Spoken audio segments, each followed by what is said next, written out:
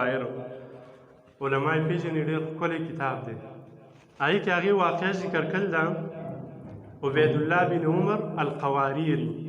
دا امام بخاري رحمه الله استاد هم پاتې شوی دی امام مسلم رحمه الله استاد دی او دا شانتي د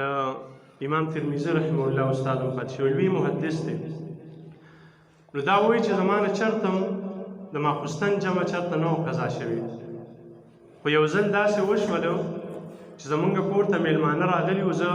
د هغې میلمنو په خدمت کې وم او زما نه ماخوستن جمع فوت شوله چې کله زما نه جمع فوت شوله نو زه راووتلم او میلمه ما فارغ وو زه راووتلم د بصرې چې کوم مساجد وو زه یو جومات ته لاړم چې هلته ما وکتل نو جمع شوه بیا مې سوچ وکړو چې کیدای شي د بل جومات کې لا جمع نه شي په منډه منډه هلته ورسېدم چې هلته ورسېدم هلته هم جمع شوه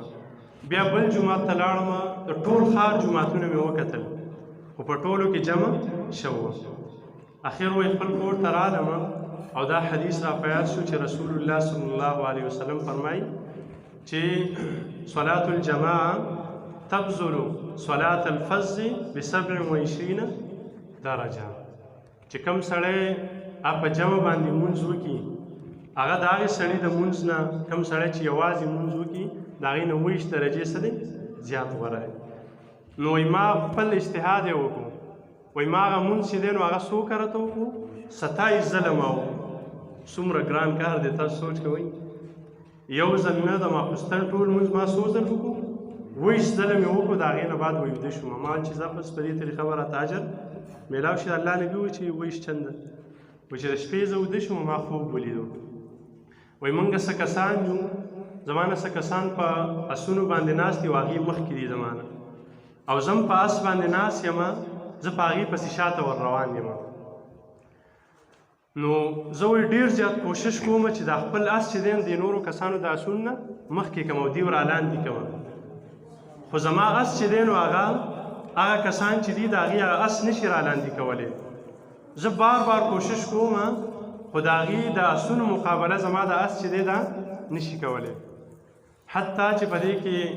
په کسانو کې یو کس ماته التفات وکړو ماته شاته وکتل چې لا تتعب نفسک خپل ځان چې دی نو هسې مه ستړی کوه سوچ کوئ عزتمنو دا واقعیت ده دا واقعه تاسو ته به اوس پته ولګي چې څنګه ما تا کس وویل چې خپل ځان هسې مه ستړی کوه ته مونږ نشي لاندې کولی لأن صلینا العشاء بالجماعه مونږ د ماخوستن مونځ چې دی نو په جمع باندې کلی دی او تا یوازې کلی ته مونږ نشي لاندې کولی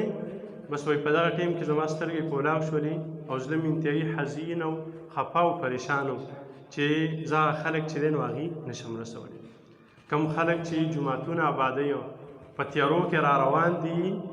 نبی علیه صلات وسلام هغې ته خوشخبري سناو کړل او دغې خلکو ته الله رب العزت دومره چوت درجات ورکوي بشر المشائین فی الظلم الی المساجد کوم خلک چې په تیارو کې په یخنۍ کې د سهار نه د ماخوستن نه جوماتون ته روان دي نبی علیه صلات وسلام فرمایي هغې ته څه زیری ورکړه د قیامت په ورځ د کامل رڼا د کامل نور زیری ورته ورکړه چې د قیامت په ورځ به هغې ته تیاره نه وي دا دنیا تیاره هغې برداشت کړه د قیامت په ورځ به په هغې باندې څه تیاره نه وي عزتمندو دا جوماتونه چې دا د هدایت